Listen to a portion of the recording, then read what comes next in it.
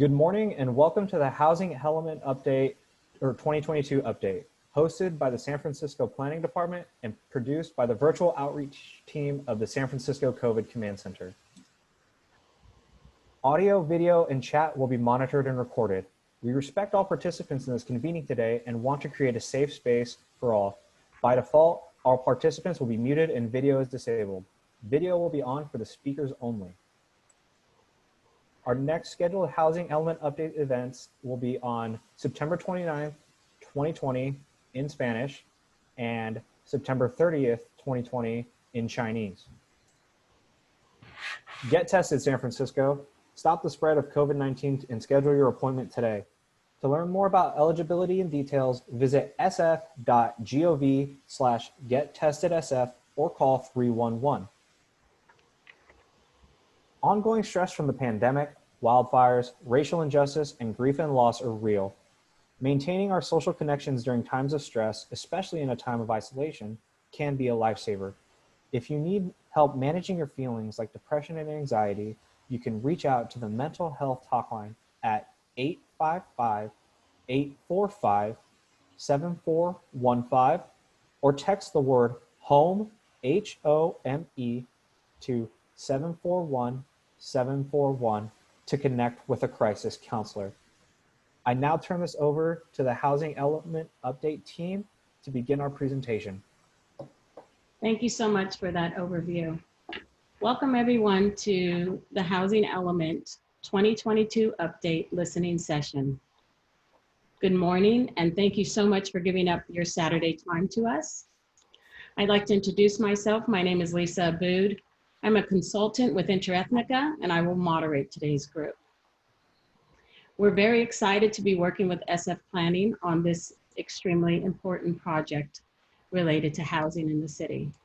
I'm joined here today by Kim Haddadin and Melina Leone from the SF Planning Department. We are here to share an overview of the Housing Element 2022 update and to listen to your housing challenges and ideas. Your input today will help shape the future of housing policies in our city. The Planning Department is currently working on this 2022 housing policy update, and Melina will discuss it in great detail during her presentation. But to start us off, I'd like to share a quick 1 minute long video to help get us all in the mindset of thinking about the Housing Element Update. Melina, can you please play the video?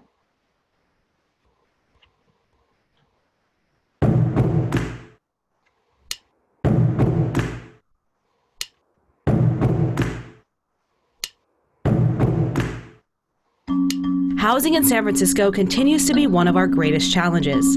It's rooted in troubled policies that contribute to the inequities of our society. While San Franciscans have come up with a number of solutions in the past few years, we need a cohesive plan to address this complex challenge.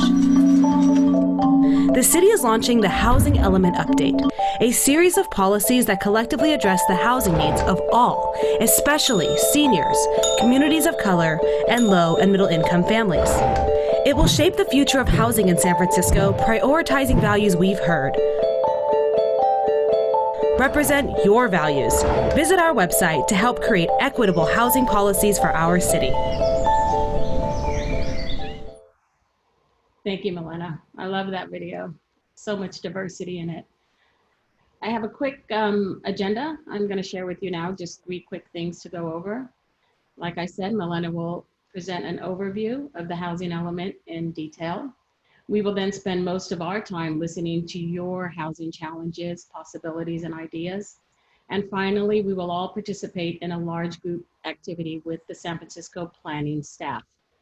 I'm pleased now to introduce Kimia Haddadin. She is the person most responsible for writing the 2022 housing policy updates. Thank you, Lisa. You're welcome. Good morning, everyone. My name is Kimia Haddadin. I work at San Francisco Planning, and I'm leading the next update to our housing element. This is our first housing plan for San Francisco that will be centered in racial and social equity. Some of you may be familiar with our past updates. While many of our policies speak to issues of affordability for very low income, moderate income, households, we have never put racial inequities as a major issue to tackle. And that's what we're charged with in the next housing plan. And I invite every one of you to help us create this path. This is a 2-year process. We started our public outreach in June. And our approach so far has been to meet people where they are in these challenging times. So we've been going to supervisor town halls, virtual town halls, neighborhood events, conversations with community-based organizations and community leaders, and so forth. But before we close the first round of outreach, first of 3 rounds, we wanted to host a listening session for all residents of San Francisco. So that's today, and today we'll spend most of our time to hear from you all. But first, I'll invite my colleague, Malena Leon, to walk us through a brief presentation, and then we'll switch over to hear from all of you. Thank you. Hi, everyone. Before we start, we want to begin by reflecting on the fact that we're standing on Ramaytu Ohlone land. And by doing so, we honor this land and the presence and contributions of the American Indians, especially the Ohlone people. First, I want to give you an overview of what the housing element is. The housing element is a series of housing policies and programs that is part of the city's general plan. It is San Francisco's housing plan, as Kimia mentioned, and it expresses our collective vision for the future of housing in our city. It includes policies and tracks implementation of certain housing-related programs to achieve its goals. State law requires us to update the housing element every 8 years. The last update was done in 2014, which is the housing element that we are under right now. And the next update is due in late 2022, and that's the process that you're participating in. The housing element policies meet state law mandates so that as a city, we can maintain our eligibility for affordable housing funds.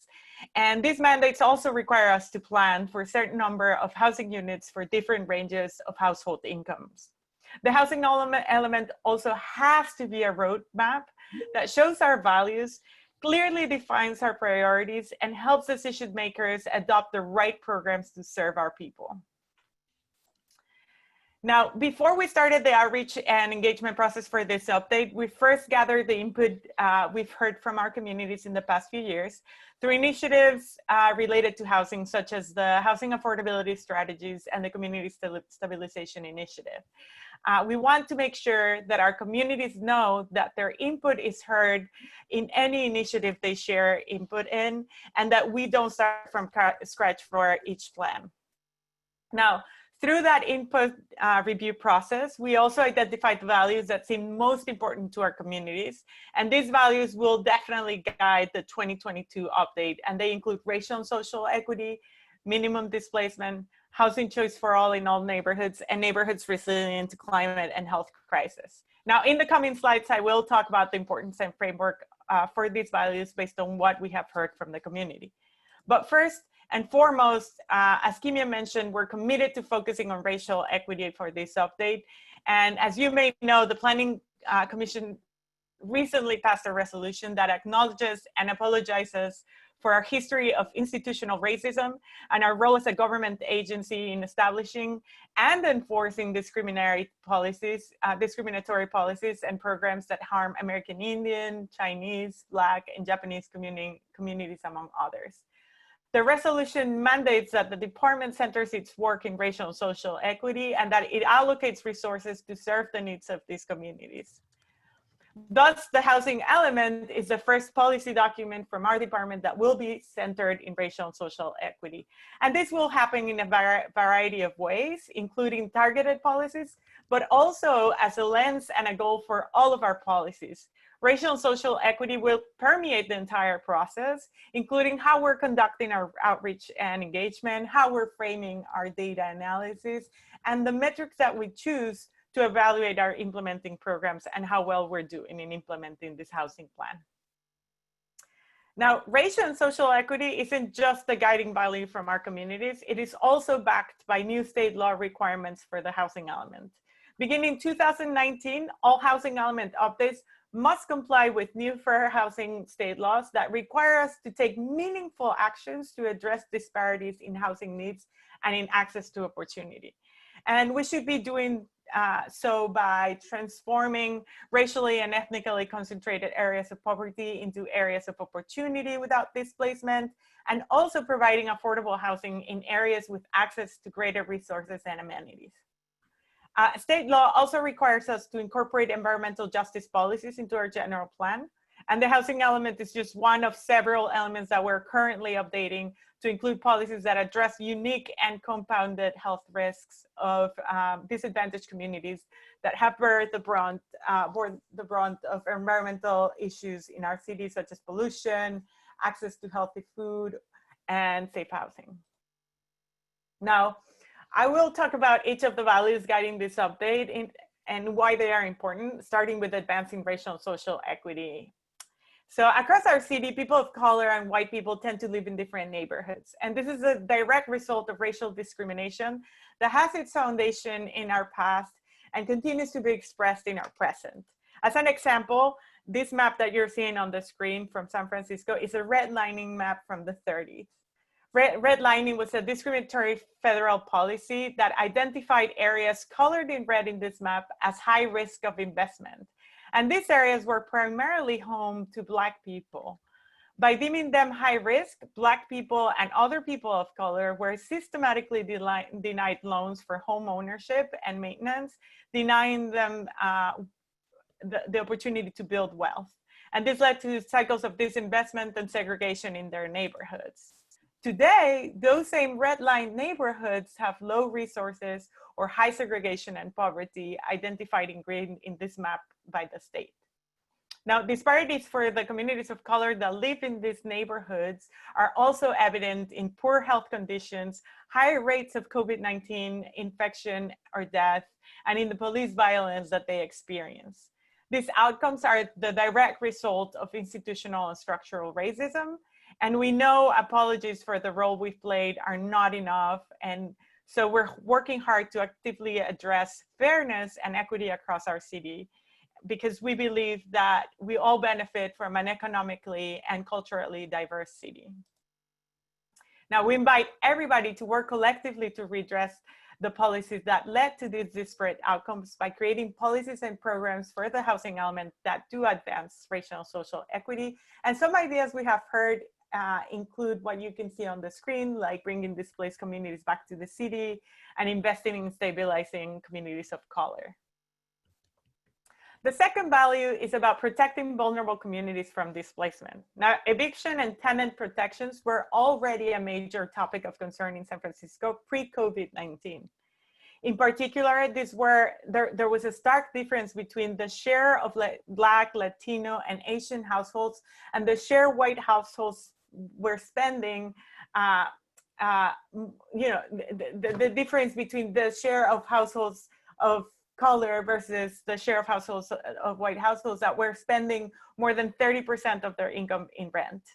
How high housing costs and cost burdens have made communities of color more susceptible to displacement, as we know. High housing costs in the city have also resulted in the marked loss of low, moderate, and middle income households since 1990, and in the loss of families with children. Households with children have higher rates of overcrowding and of rent cost burden, making them also very vulnerable to displacement. Seniors are another vulnerable group, for example, since most are on fixed incomes, and we have a large share of seniors in our city, representing 35% of our population that is growing. Now, these issues have obviously been exacerbated by the COVID-19 pandemic. Currently, we have an unemployment rate of 11%. That rate is 5 times higher than it was at the beginning of the year. And estimates place at 38,000 the number of potential tenant households that could face eviction during the first wave of evictions due to loss of income. Of this, half are low-income households and 2/3 are people of color. So the housing element can help protect these vulnerable communities by incorporating strong anti-displacement policies. This housing element also represents our long-term recovery strategy from the COVID-19 pandemic. And some ideas we have heard to protect vulnerable communities from displacement include strengthening tenant and eviction protections, supporting middle-income households, preserving existing non-subsidized rent control housing at affordable rents, and making ADUs possible for low-income households. Now, the third value we have heard about is the need for housing choices in all our neighborhoods, especially for those being pushed out. As this map shows in the orange hues, most of our new housing has been built in the east side of the city and hasn't been meeting the needs of our most vulnerable communities, as well as our west side residents. Similarly, affordable housing has also been concentrated on the east side, and this is because San Francisco's current zoning code it still makes it difficult for affordable housing to be built in over 60% of the city's residential parcels. Now, policies in the housing element should direct the city in what kind of housing is needed and what it should look like. And they should also offer affordable housing choices in the west side to expand access to the benefits of these neighborhoods to west side residents and to everybody else. Now, some policies we have heard include increasing funding for building more affordable housing, as well as creating a variety of housing options for a variety of housing types that will allow residents to continue to be part of their communities. Lastly, another major value we have heard is to maintain and promote thriving neighborhoods where services and amenities address the needs of our communities and where our housing is resilient to earthquakes and health and climate change impacts such as air quality issues and heat waves that we've been experiencing in these past few weeks. On the one hand, this means that when neighborhoods grow, infrastructure such as transit, parks, and amenities also need to be improved in parallel to serve the existing and the new families coming in. On the other, resources should also strengthen communities that currently lack opportunities and services. Now, policies in the housing element should direct us on how to make those investments in a timely manner and how to prioritize serving vulnerable communities. Some policies to promote sustainable, livable, and resilient neighborhoods include planning infrastructure improvements, as well as community facilities, along with planning for growth, and ensuring new housing built is resilient to flooding, extreme air, and air quality issues. As you share your input today, we invite you to keep these values in mind, and your participation will be crucial in achieving them, of course. But before I leave, I want to emphasize why your participation is crucial. It is crucial because it's policy and legislation that can enact the changes that the community is demanding. It is also important for our city to collectively elevate the voices of those who have been in the receiving end of discrimination. Lastly, if adopted as a result of your collective collaboration and support, we have the opportunity to hold the housing element policies accountable to result in the changes that will benefit us all and to invest in addressing the needs of our vulnerable communities. We know that policies that serve low income communities and people of color also benefit all of us. Thank you, and I will now hand the presentation back to Lisa to begin our listening activity.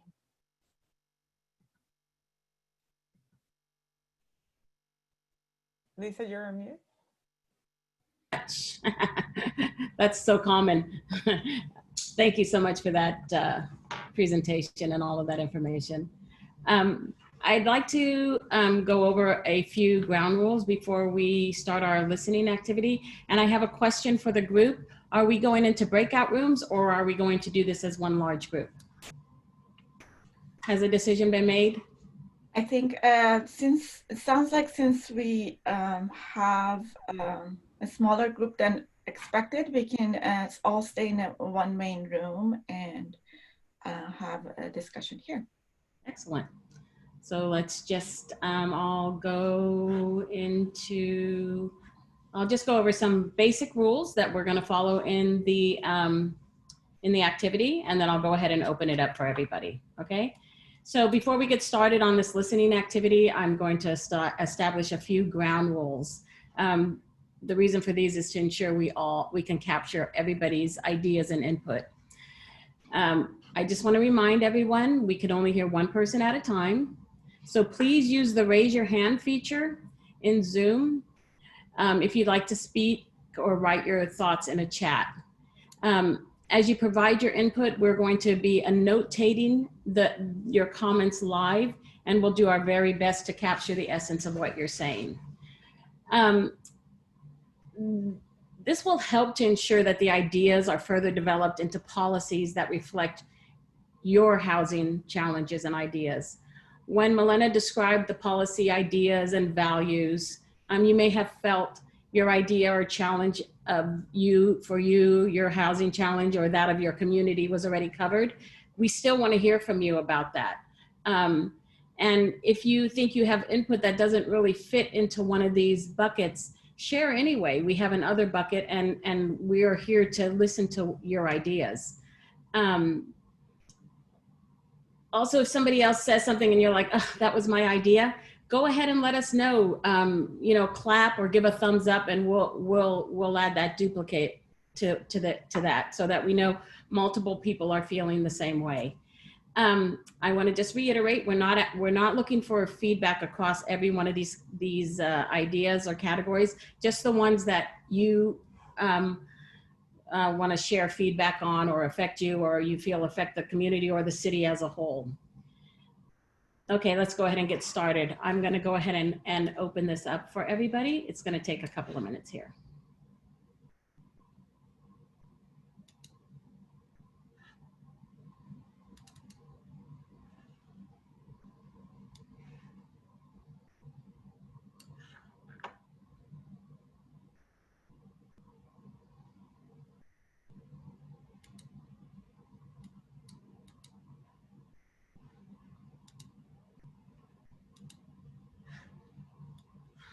The chat is now open.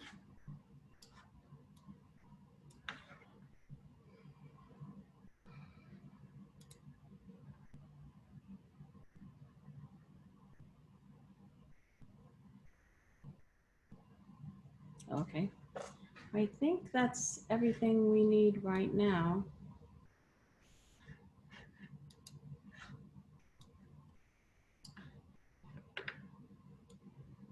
Okay, so let's see if anybody has a chat already in the chat room for us. Debbie would like to speak. I'm going to go ahead and open it to Debbie.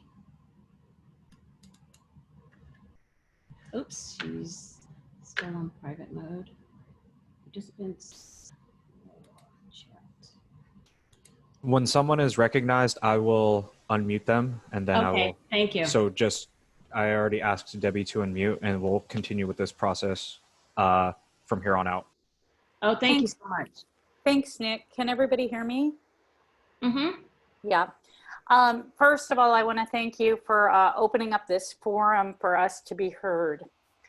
I am a single woman, almost a senior, and I've worked as a librarian, so I don't make a whole lot of money.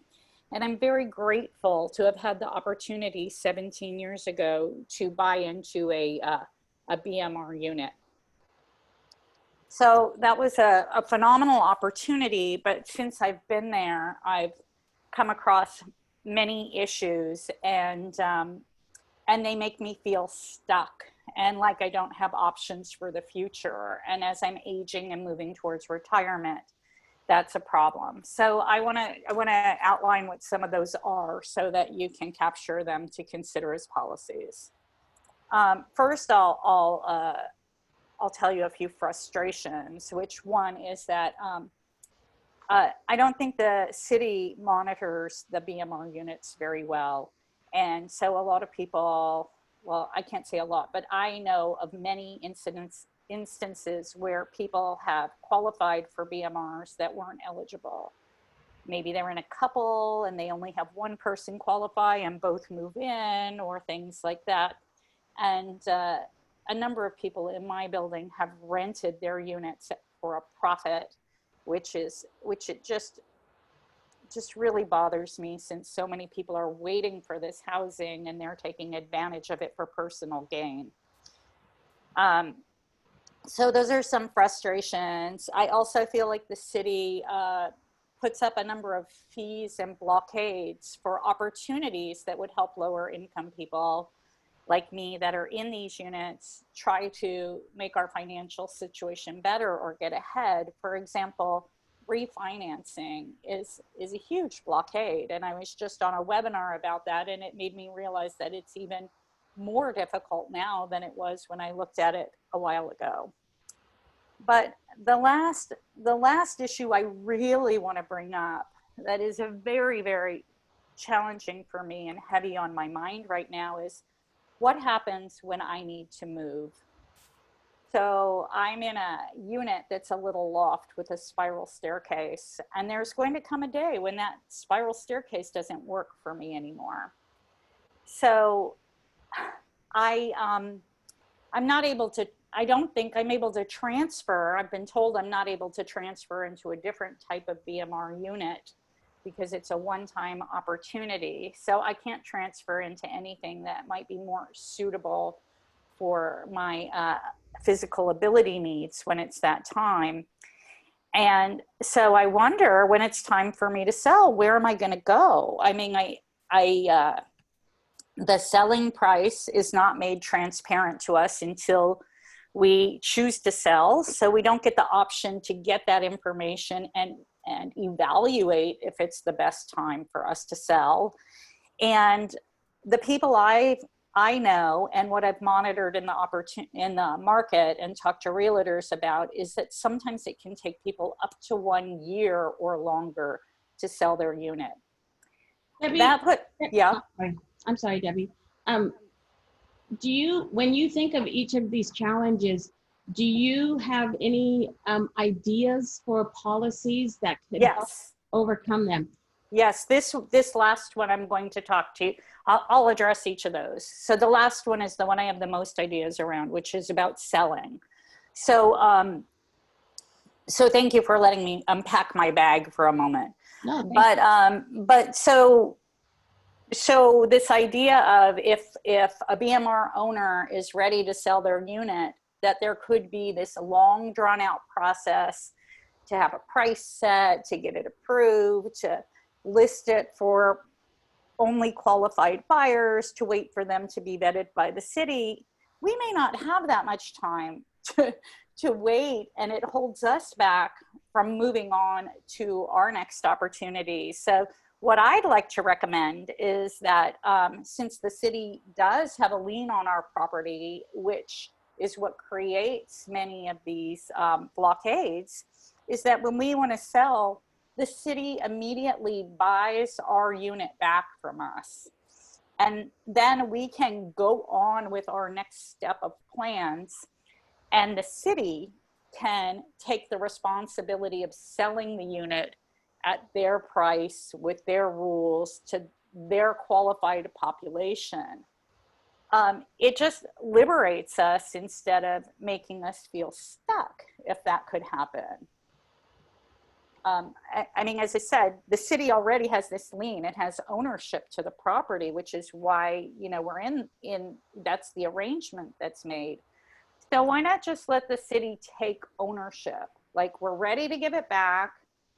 You know, we want to move to another area. We want to buy another place. We want to move to a retirement community. We can't walk up and down the stairs, whatever our situation is. Why don't they just buy it back from us? They do everything the way they want to do it with the listings and the pricing and the population buying it. And we go off on our merry way instead of being stuck and maybe even losing our homes while we're trying to sell them. So that's my suggestion for that. Okay, Debbie, we have about, everybody gets a couple minutes to speak. I've had more than enough. I will end here. But I still would like you, if you have additional ideas, to go ahead and put them either in the chat or wait until the end. We might have time left at the end. And I want to encourage everybody, if you're experiencing the same ideas, that you would also like give the clap using the feature or a thumbs up, so that we're spending time on a topic that's affecting multiple people in our group.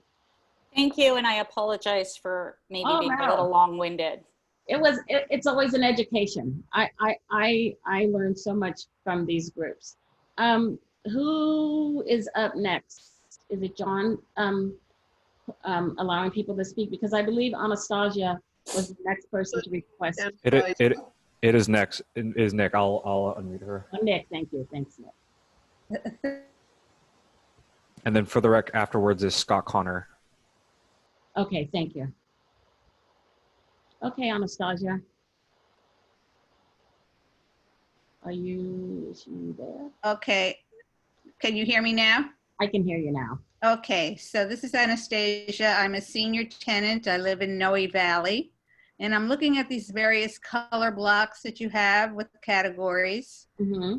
And I'm seeing preserving affordable housing, preserving affordability of existing housing and protecting vulnerable communities from displacement as part of the same, and running into advancing racial and social equity. So here's my beef. You have at the planning department general plan policies that have been enacted and need to be followed. However, you have competing things about density. So how can you preserve affordable housing when there are developers, and we experienced this yesterday with numerous LLCs who want to buy property cheap, displace the tenants by any means possible. And I mean, they get their lawyers in there to do the job and present a case to planning and get their project approved. What does this do to preserving affordability of rent-controlled units? No, nothing at all. What does it do for the people who have to give up their units and are displaced? It creates a big problem in their life. And who knows, I may be faced with the same thing that Debbie was just talking about. Where's she gonna go? So this is a big challenge because you've got planning policies in place, but who's looking at them? Not the planning commission, because they're so conditioned on, hey, let's get this project approved for this particular developer, you know, because he's going to make an extra ADU and, you know, use up all the land and to, you know, out to the sides and, you know, in the back, and doesn't even have room to put the garbage cans, and he's going to put, actually, yesterday they said, yes, we can put the water heaters on the patios. Come on, that sounds like a ghetto. Okay, let me ask you how you like them, what your ideas are. Okay, here's my idea. Thank you. If a planner comes, if a project sponsor comes, they must declare under penalty of perjury whether there are tenants in the building. Number one. Okay? That solves the problem. If there are tenants in the building, how are they going to be accommodated? There's a gentleman, an elderly gentleman in Noe Valley. His place is going to be totally renovated. Where is he going to go during the 18 months? You know, so this is a big problem where, and it's not taken into consideration by the planners and the planning department. So okay, but this is our opportunity to inform these, and this is the first time I believe that we're doing it this way, where you know, everybody can give their input and inform this. So okay, that's my. So let me make sure I understand it. Property owners must declare if they are a tenant in a building. I just want to make sure we're capturing the essence of what you want to say. I wasn't sure I completely understood it. Property owners must declare if tenants are in the building, if there's a plan for relocation of all tenants in that building? Are we capturing that correct? When they are planning to do a project, the tenants must not be ignored. Okay. Okay, thank you. Anything else? Tenants have rights to stay in their rent-controlled apartments. Mhm. I'm hearing something else, and that is about, and I just want to make sure it's captured. I'm not sure it got captured in the notes, because when you're talking, I'm not seeing the notes. They have the right to stay in their apartments, the rent controlled or otherwise. And then Yeah, this is how we are losing our affordability of the existing housing stock. Okay, all right. Thank you. Is there anything else you want to share or? That's it for now. Okay, Thank you. good. And if you think of things as they come along or whatever, go ahead and use the chat thing, and I think we'll probably have time at the end. I think Scott is next. Scott Connor.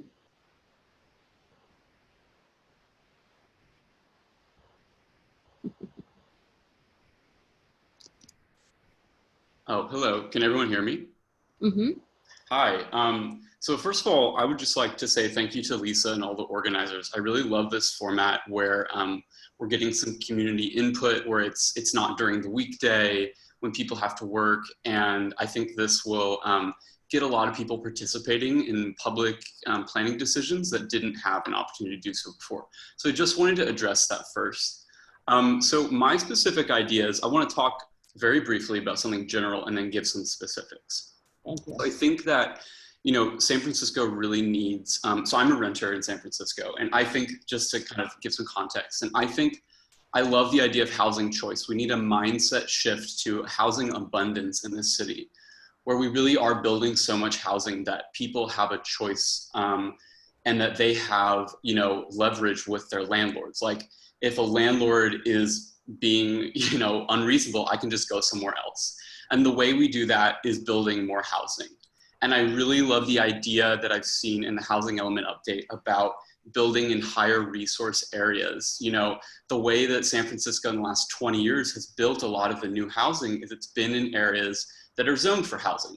But because of downzonings that happened in the 70s from homeowners that want to protect their views, you know, you can't really build apartments, and they decreased housing height limits. And so specifically, I love the idea of underproduction, you know, more multi-unit housing along transit corridors in the West Side and removing density controls.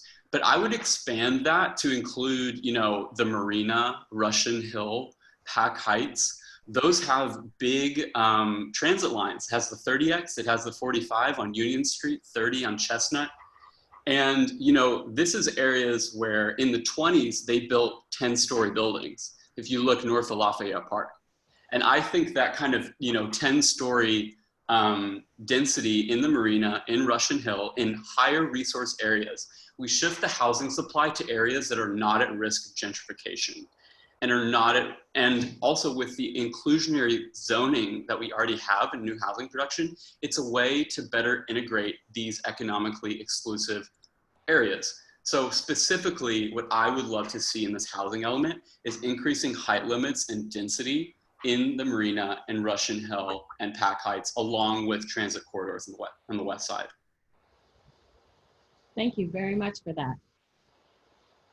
Does anybody have any questions about what Scott described? Okay, I think it was all very clear. Were you able to capture it, note takers? Thank you, that was incredible input. We really appreciate it. Yeah, thank you. Next? Who's here next? And you're welcome. We too gave up our Saturdays. Yeah, no, I really appreciate it. I think, yeah, thank you for taking up your Saturday too. Yeah, for sure. Was there anybody else that wanted to provide input here? I thought there was another person. Well, let's just read through some of this. Did someone unmute me for a reason? Debbie had asked to speak, if I may. Sure. No, I was I was just unmuted and I didn't know if there was a reason for that. Is there time for additional comments or input? It looks like it. Okay, the one suggestion, another suggestion I wanted to make is that if people that are in BMR units need to move for any reason, maybe a change in physical ability, a change in household, number of household people, you know, like they have a baby or something like that, that if they still qualify for the program, that they be allowed to shift into a new location that meets their current needs. That way, growing families don't have to smush into a little space because that's all they can plan. That way, if I become disabled, I don't have to live in my living room downstairs because I can't go anyplace else. So creating that flexibility of opportunity if people are still qualified for the program. My comment about monitoring for people renting their units, I think I think that the city needs to be more, have better control over monitoring and checking in with people. And that we're sent a form occasionally and nobody really does anything about it. Nobody does a phone call or a spot check or anything like that. And I know that one of my neighbors was renting their place for almost 10 years and we repeatedly informed the city and nothing was really done about it. I'm sorry, do you have ideas on how the city could do that? Or does anybody else have an idea on oversight of units that are in their building maybe not being used correctly? I think a visit. I think a home visit. I mean, maybe it sounds a little time consuming, but it's certainly a picture is worth 1,000 words.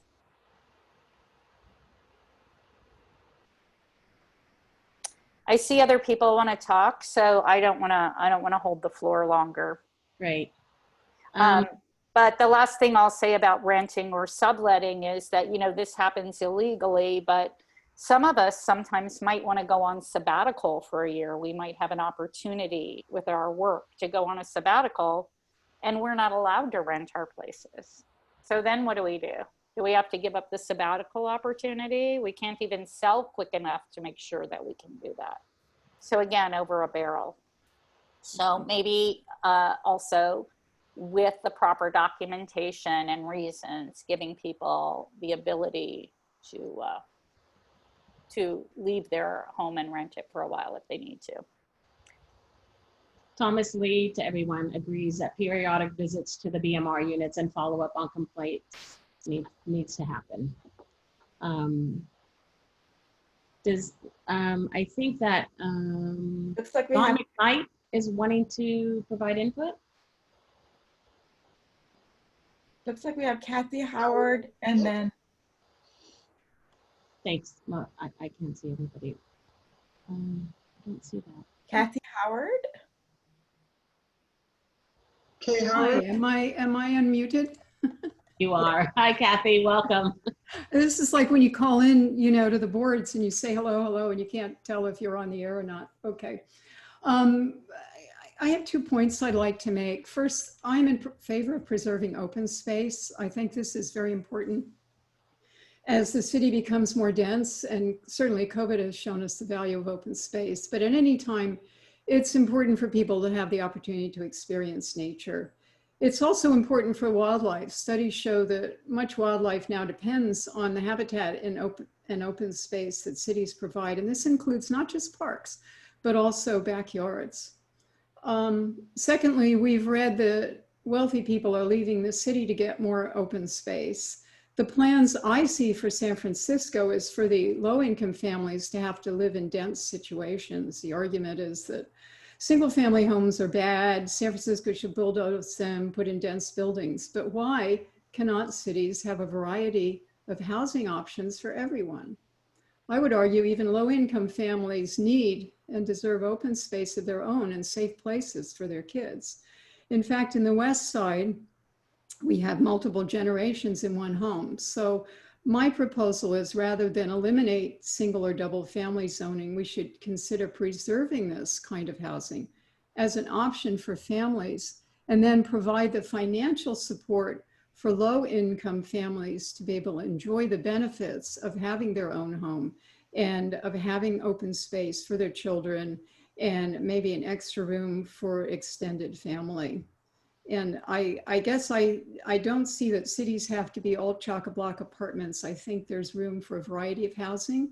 I think we can provide equity by providing financing and help for people to move in. And I think that this would provide a lot of options for people. Thank you very much for letting me have my say. Thank you so much. And then it was Lori Brooke.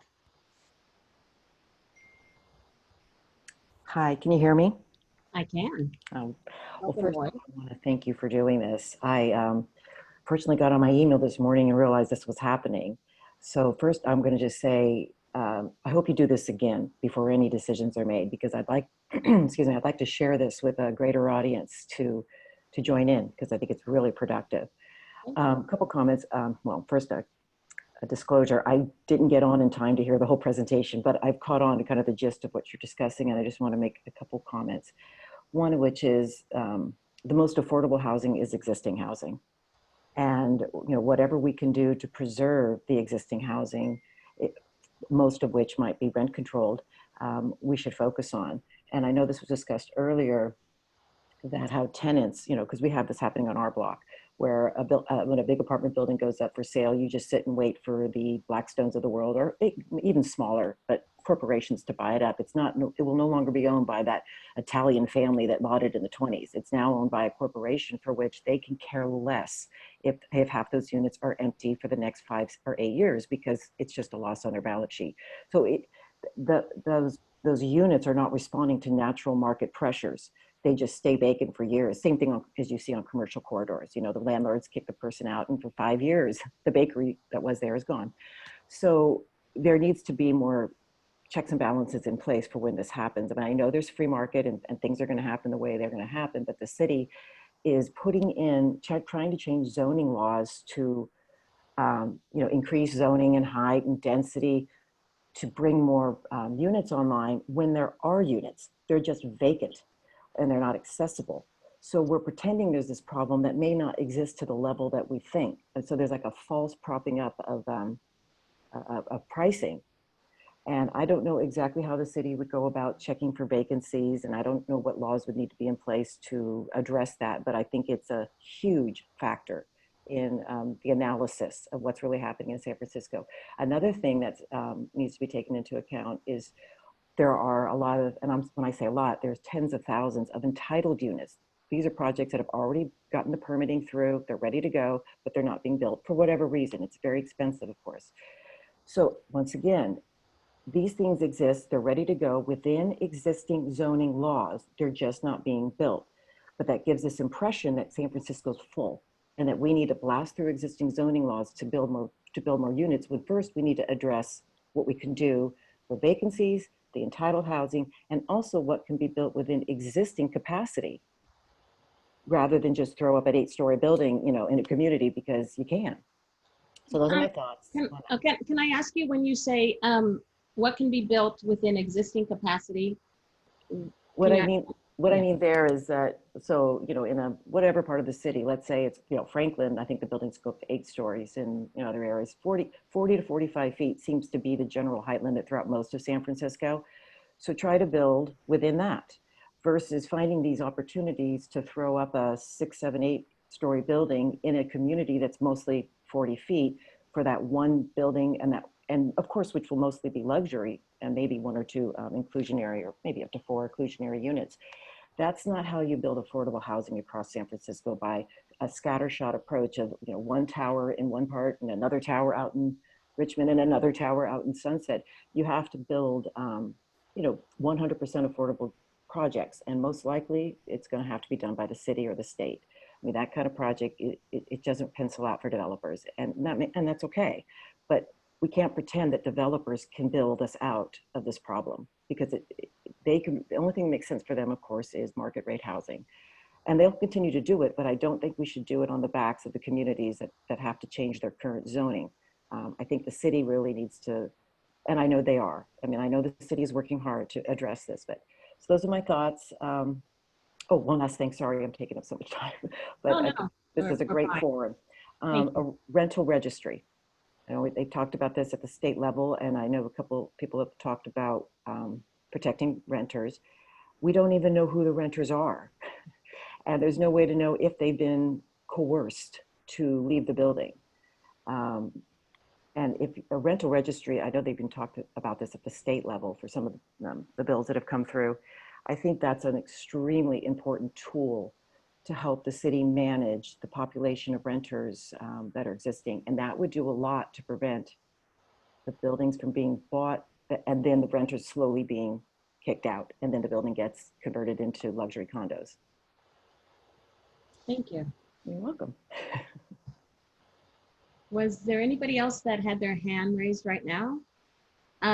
Ralph Lane shared with everybody 1,000 square feet, third floor, times 50 lots blocked, times 400 blocks, equals 20,000 square feet of undeveloped residential capacity within height limits west of 19th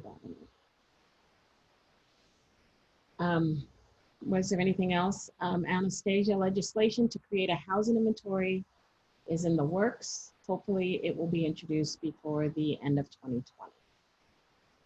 George Woodling has raised his hand. Okay, Anastasia as well raised her hand. okay. Hi, can you hear me? Hi, George. Yes, I can hear you. Hi. Welcome. Very good forum. I wanted to talk a little bit about basically planning's future with demolition. I think you don't have a demolition definition at the moment. The red never worked for you. And when Liz Waddy tried to build a plan across the city for floor area ratio, it was way off the mark, and the city had to stop using it. One of your big problems is that planning never goes to look at buildings and inspect them if there's a problem.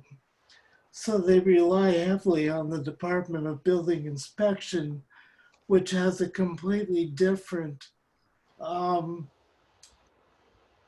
definition of demolition of housing. It's very vague.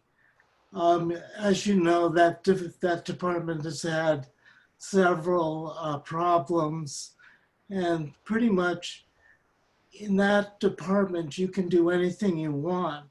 So what's dysfunctional, I see, is you want to build and do all these things based on some sort of possible demolition, yet you don't even have a demolition definition. You turn it over to DBI and they do pretty much anything they want. And many times it borders on corruption. And basically, the way I'm looking at things, you're looking to grow through as an ADU-centric planning commission, it looks like, because of state law over the next couple of years at least. So, and I don't think that's going to work either, because you're trapped by the specifications and people are not building ADUs. What they're really building, because it's too expensive with rent control. George, you sort of went away for a second. George, do you have an idea for how planning and the building department. I'm not sure DBI is it or what the building department is. Do you have an idea about? Well, it's the Department of Building Inspection. How Okay. they should work together? Yes, I do. Okay, why don't you go ahead and share that with us? Planning should have a much stronger definition of planning, and planning should take over a lot of the inspection rather than letting the Department of Building Inspection keep going through and possibly, if they do it at all, reporting to you. What's happening is this is allowing very large buildings to be built and not based on any sort of density. It's creating monster homes and that kind of thing. And you see it all over the city. So, and I see that continuing as a loophole. So that's pretty much what I wanted to say, is that planning needs to get their act together with demolition, or a lot of this is not even, a lot of what you want to do is based on demolition. Great. I'm George. I have like 3 people waiting right now. Yeah, I'm done. I think I captured it. I think we captured it, right? Yes. And if there's more time, we invite you to contribute further. Nick, who wants to speak now? We have Robert. Okay. Hi, Robert. Hi. So I live in Lower Haight. In my neighborhood, there's been like a pretty dramatic shift in who's been living in this neighborhood, since the 70s. It's unfortunately, like, zoning has not protected my neighborhood from totally changing its racial and social makeup. In fact, I'd say zoning has made it whiter and wealthier. There's a long body of community voices that have said that the housing shortage has been in my neighborhood, as well as like most of San Francisco, for since the 70s. I actually found a newsletter called Who's Moving, which was written in the 70s by LGBT activists. And one of the parts of that newsletter, like you can actually find it online. It's called Who's Moving. And the newsletter says, why are speculators able to boost property values overnight, even though long-term residents have not? And then it goes on to say, first, a housing shortage must exist. In many neighborhoods of San Francisco, only 1% of housing is up for rent at any given time.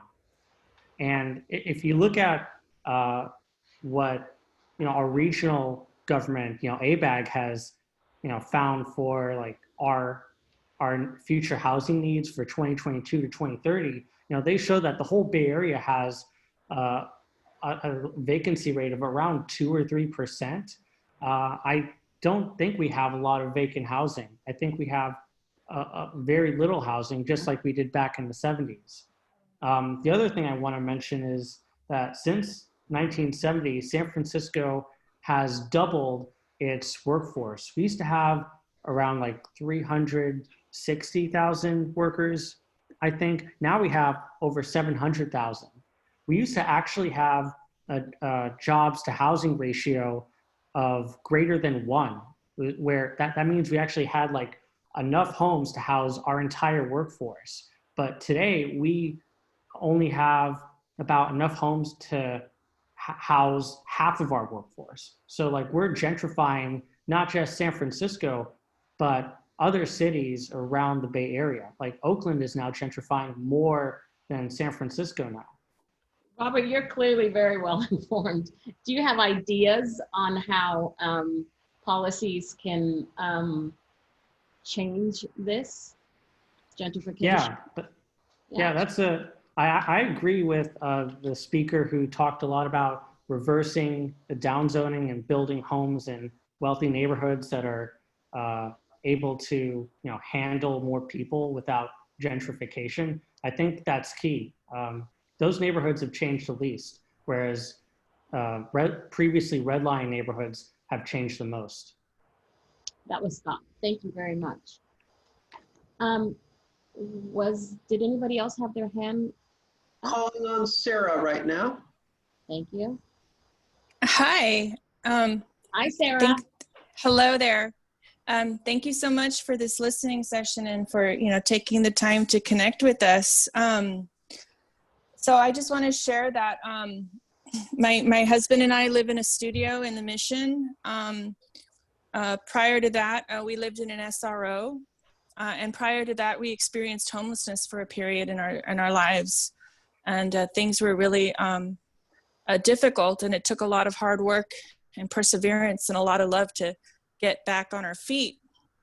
It's a really weird position to be in because we're extremely blessed right now. My husband received a master's degree in computer science in the 90s. So, there's a lot of, there seems to be a lot of animosity at the Board of Supervisors toward tech workers, but tech work isn't new. Tech work has created the Bay Area's economy. It has boosted the Bay Area's economy, and we should honor it along with all of the other industries of workers in San Francisco and in the Bay Area. And I think we need to think about housing everybody based on the fact that they're doing their part to contribute to the economy. But one thing I'm worried about is, as we get older, I'm just worried about affordability. I'm seeing that, like, transit. I've been talking to a lot of voters in the Richmond district and in District 1, and a lot of them, like us, are concerned about as they get older. They're not seeing the types of housing options where they could transition from like single family homes to housing that maybe more accommodated their needs as they got older. Housing where people can be more social, where people can be hopefully in the near future, but just housing that can accommodate like a downscaling of their lifestyle.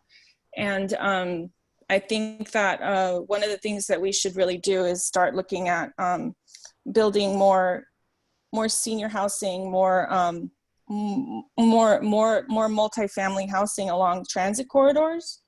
I think that those would really accommodate the needs of some of the people in our city. As you said, there was a pretty significant percentage of people who are growing older here, and that's fine, but perhaps their housing needs are changing, and it would be great if we could build the type of housing where they could transition. A lot of people won't leave their single family homes or their rent controlled units simply because they don't see, like, what Debbie said, they don't see an option forward. There's no path forward. There's no housing in place in their communities, like in the Richmond, in low density areas where they have an option to transition their housing needs. So I think we need to start building more affordable, more multifamily, more senior, and of course more navigation centers. I'm always going to speak up for my homeless neighbors. We need to build those types of housing in all parts of San Francisco. We need to stop treating the West Side like it's and wealthy in other wealthy parts, like they're that they can stay off the hook for keeping their communities exclusive. We need to build the housing in those areas so people can transition. And if we want to see all types of housing, which I don't think that single family zoning is the right solution for San Francisco moving forward. I think that SB 1120 and other opportunities to at least have the option to start building out more housing down the line. And I'm trying to wrap it up here. But just to understand that we're a city, and like a city needs to respond to the city's, a city needs. And, it strikes me as really, I know that families are packing into single family homes. There are generations in single family homes because they don't have an option, like, to buy a home, find a home, afford a home in San Francisco.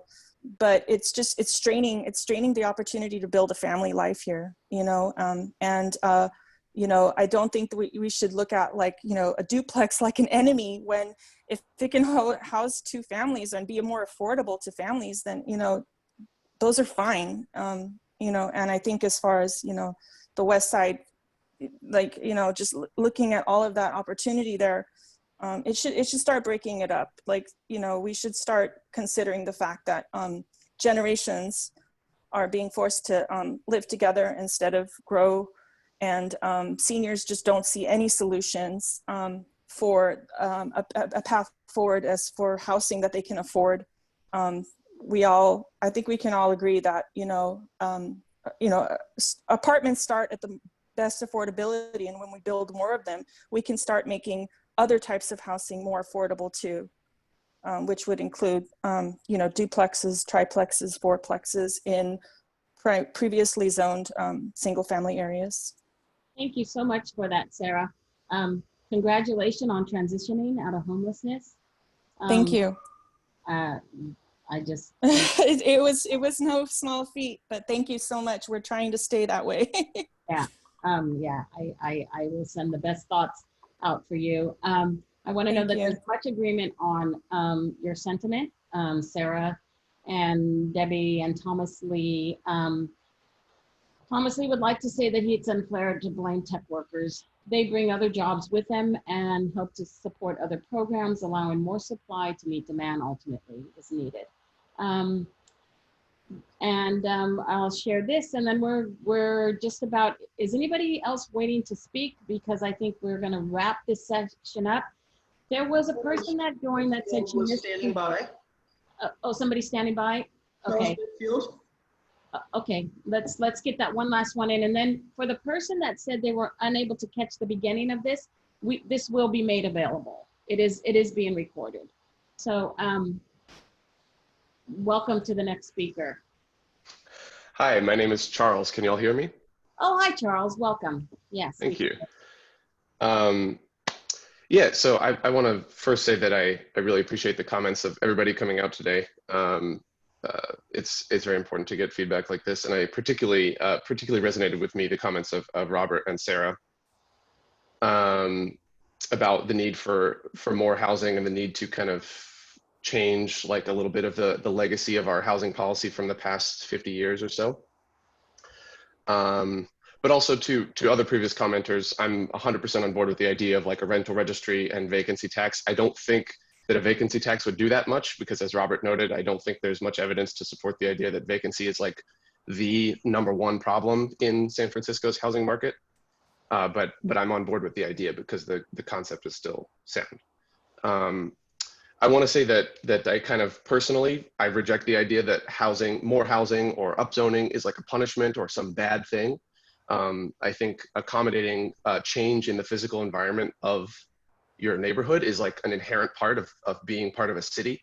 Cities change. Cities are places of dynamic like growth, and that's an important thing to appreciate and enjoy and embrace about a city, and not to try and stop.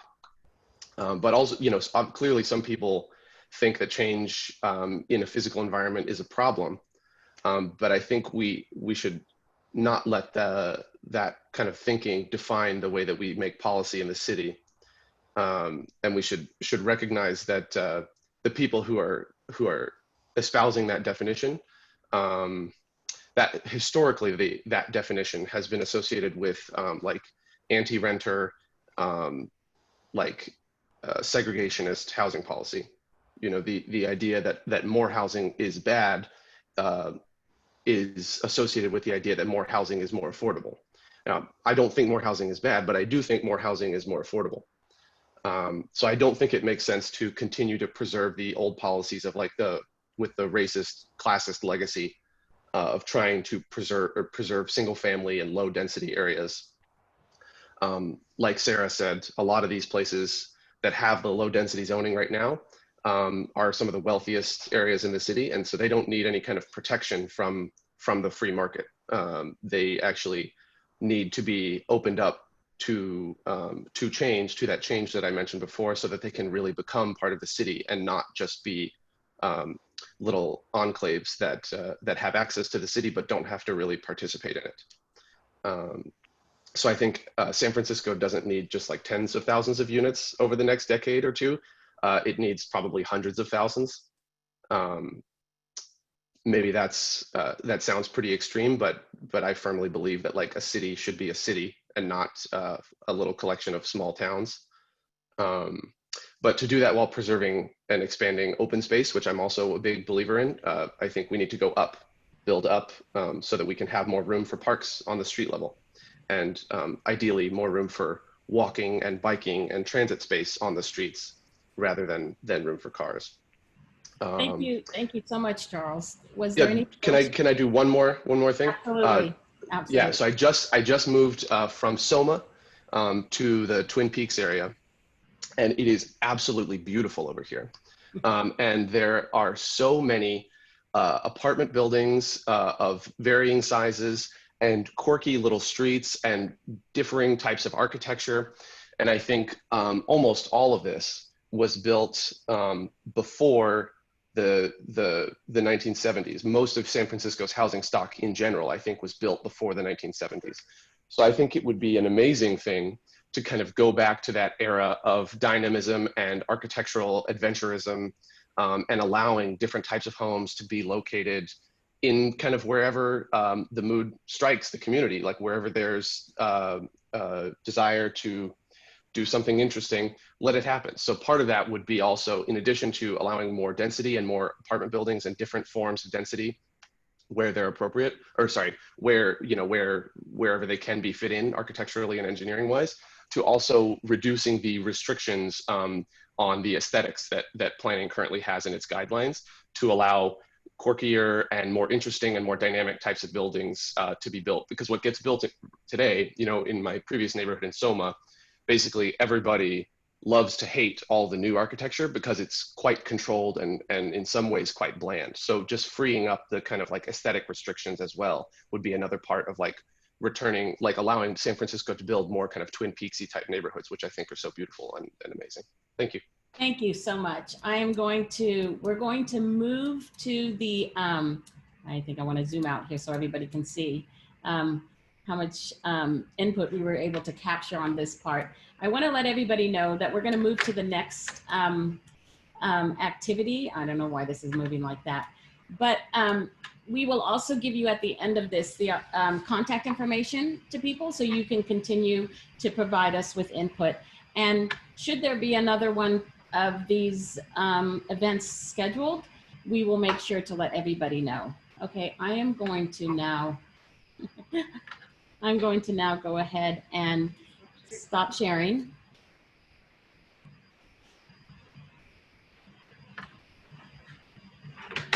Thanks so much, Lisa, and thanks for everyone for such a dynamic conversation. I'm glad that we were able to have this intimate conversation, and everybody seemed to be very involved. So I'm very thankful for that. So we thought that to wrap our meeting, we thought to kind of do a fun exercise of a collective poll. We have like 2 questions that seem to be kind of 2 of the key questions around housing, addressing housing for low-income households and addressing housing for middle-income households. So we wanted to just kind of do a quick poll and see what, so everyone can kind of see the opinions in the room. So if Nick can run the poll, here's the first question. What are the most effective housing strategies to serve low-income and communities of color who are living with housing inequities? So we want you to mark your top 3 housing choices. So just the top 3 that feels the most right to you. You know, it's not a scientific exercise. It's just kind of getting your opinion. Is it tenant and eviction protections? Is it rental assistance? Is it homeownership assistance? Acquiring existing uncontrolled properties? Building affordable housing with the neighborhoods with concentrations of low income and communities of color, building affordable housing in neighborhoods with higher opportunities. So I'll stop talking for a little bit so you can think.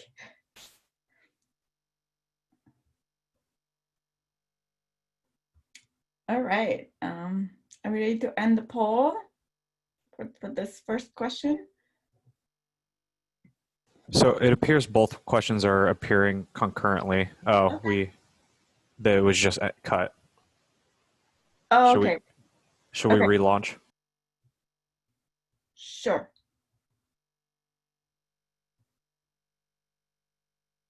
So unfortunately, relaunching clears the poll. So we ask that you re-input your answers, and we apologize for that. That was so fun. We're going to do it again. So there are two questions. You have to just scroll down in the poll window to get to the second question. And the second question is kind of the same question, but for middle income household, the other end of the spectrum. Families with children, multi-generational households, people that we are seeing that are kind of leaving the city, especially families with 2 children. So those are kind of, there's some options for those housing strategies too. And I think we're seeing responses come in. We'll wait a few more seconds to give people time. Remember to scroll down to see the second question. I'm seeing 8 responses for each. Anyone else wants to jump in? All right. Okay, 9. Do you want to get to 10? 10, 11. All right, I'm seeing that for low-income households, tenant and eviction protections, along with building affordable housing in neighborhoods with higher opportunity areas are kind of the top 2, and the third one seems to be rental assistance. So, I mean, these are all important solutions, but those seem to be the top 3. And for middle income households, seems that building affordable market rate housing for nurses, teachers, firefighters on underutilized sites, that seem to have won the votes, along with ADUs and small multi-unit apartments with amenities for children and large households. So this was just kind of a fun exercise so everybody can see other people's opinion. I'll just end the poll here. Well, thank you. Malena, if you're able to share the rest of the slides so we can kind of go through closing the session. Again, thank you everyone for giving up your Saturday morning. It's a beautiful day out there, and joining and sharing your thoughts with us today. So again, this is a 2-year process. We have imagined 3 rounds of outreach. Do you mind going to the slide with timeline, Melina? She asked me to do it, so she got bounced out of the meeting, so I'll do it. Okay. And you want it from the timeline? Yes, if that's okay. So it's a 2-year process. We've imagined 3 phases of outreach. We are almost kind of wrapping our first phase of outreach, and we'll be back again in the beginning of the year, and then mid-year 2021. This process also involves a full environmental impact report. For those of you who are familiar with that term, kind of means that a comprehensive analysis of environmental impacts of any policies that we put in the housing element. Next slide, please. If some of you asked if we can do this again, or if you can provide more input, this video is going to be posted. So for those of you who didn't see the presentation, you'll get notified once the video is up online, so you can watch it. There are many other forms that you can provide your input. We have a short survey form. We have a very long digital participation platform that people who are interested in details can go in on every single kind of possible key ideas that we've heard and put in their comments, view other people's comments. If you're better with phone and texting, we have a dedicated phone line. Please share it with anyone in your network. And we are also doing some mail outreach. We understand the digital divide and the challenging times that we are right now. So we've been hitting food pantries. We are working with building managers and CBOs who provide in-person services. It's tough, but we're doing really our best. And thanks to our outreach consultant team, we are doing the best we can. And we're pushing the envelope to get the most input we can, particularly from people who have not been represented commonly in our outreach processes. So I thank you again, and please stay involved. You can, if you haven't yet, please subscribe to get notified about all of the updates of the housing element, and let's get the best policies for the future of San Francisco centered in racial social equity in this plan. Thank you. Thank you. Thank you so much, Kimia. Thank you, everybody, for giving us time on your Saturday again. It's very much appreciated. Can you put up the poll results again, please? They're requesting it. Maybe we could leave that on the screen as everybody checks out. Thank you.